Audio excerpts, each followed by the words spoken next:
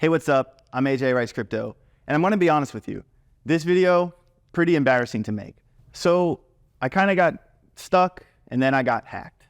And I want to explain what happened to me so it doesn't happen to you. To be fair, it wasn't for all of my crypto, but it was a good amount of money. And I do have a ledger in crypto, on different places and stuff like that. I've already pretty much have been made whole from what happened. Luckily, I have friends that helped me out, and one of them has a pretty loud mouth.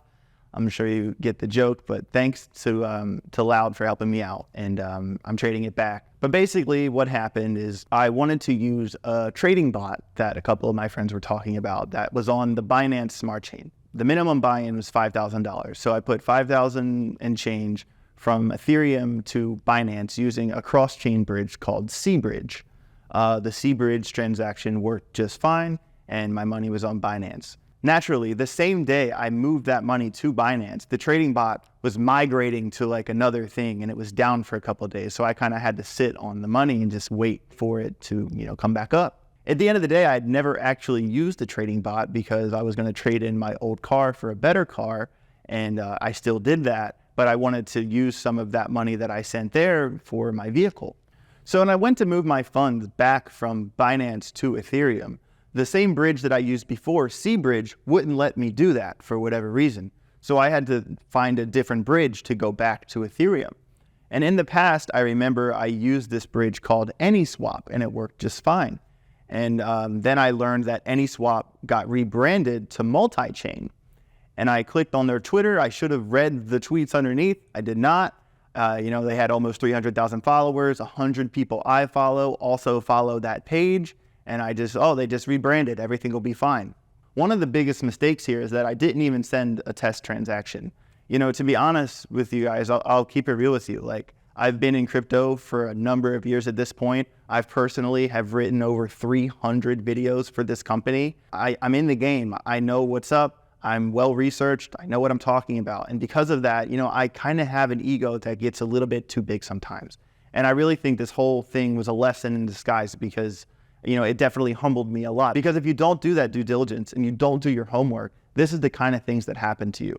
And, it's just a fair reminder that crypto is a treacherous place, and it can be a scary place for your money if you're not careful and if you don't do that homework and don't do your due diligence. So lesson learned in that behalf. I did not send a test transaction, and I also didn't know that the multi-chain bridge was just kind of not really working anymore. But I just assumed because AnySwap rebranded that it would be fine. But this isn't the worst part. I sent that $5,000 back to Ethereum.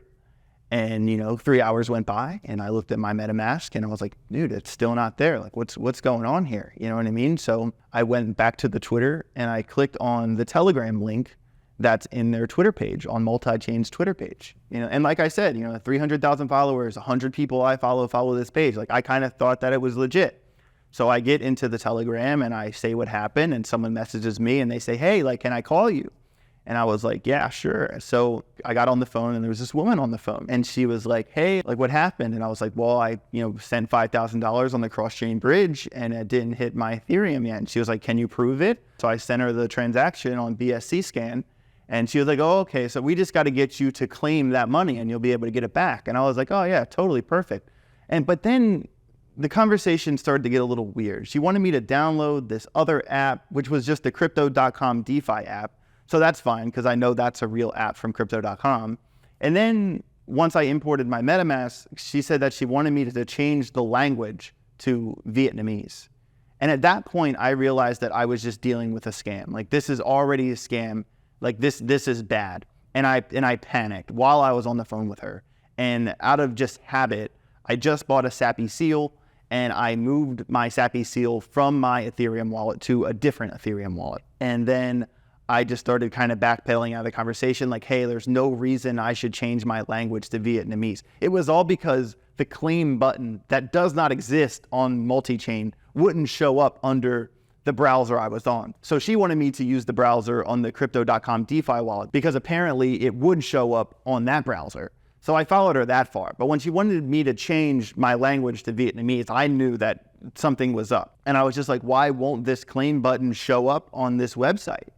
And then, we talked for a couple more minutes, and then out of nowhere, she hung up the phone.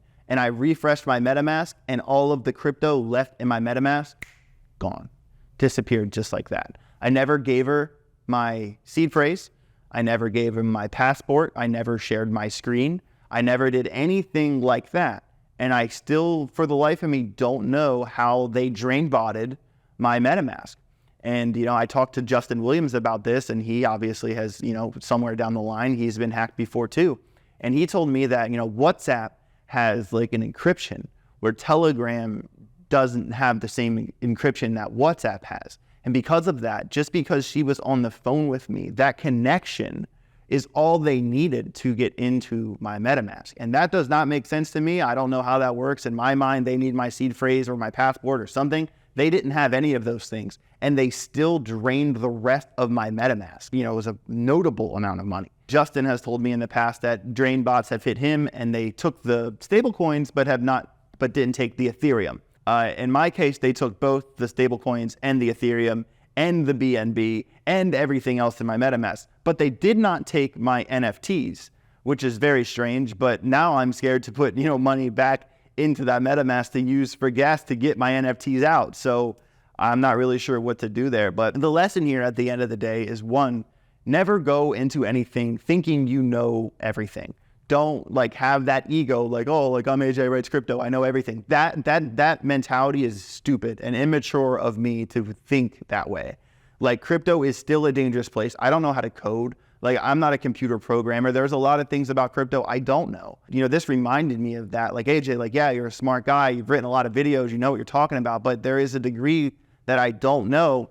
And because of that, I still have to do that due diligence. I still have to do my homework. I still have to read everything carefully. If I would have done 10 more minutes on multi-chain or sent a test transaction, none of this would have happened. But, I was in a big hurry. I was just trying to get the money back. I wasn't thinking. I was not thinking. And this is normally how this stuff happens. And also, don't click any links that you don't know about. Apparently, just getting on that Telegram phone call with that woman, without her knowing my password, without her knowing my seed phrase, they can wipe your MetaMask just like that from a phone call connection from Telegram. That is news to me. It might be news to you. And if you don't believe me, well, it happened and they stole my money. I just don't want to see anyone else out there make the same mistake I did. Luckily, like I said, I have friends. I've been made whole and I'm trading it back, and I will pay them back. But it is nice that I'm not completely drowning. And like I said, it wasn't all of my crypto, but it was a lot of money, and it does really, really sting. But hey, it's a bear market. We still have plenty of time to accumulate leading up. And really, I think this is the challenge that I needed. I had a pretty good head start, and I was kind of doing the moon math in my head on where I would be if this goes into this by 25 or the next bull run or whatever. And all that's out the window. And that was a lot of work and that was a lot of effort, and it's embarrassing. It's embarrassing. But at the same time, this is a teaching moment. And there's a silver lining for you guys to not make the same mistakes I did. And as much as it pains me to come on camera and talk about how I was hacked for, as much money as I was hacked for, it's very embarrassing. But the point is that I don't want it to happen to you. So with that being said, I love you guys, and be careful out there. And at least I get to report that loss to the police, and it'll help with taxes, I guess. So, there's a win there. And with all that said, my name's AJ Writes Crypto, and I hope you have yourself a great day.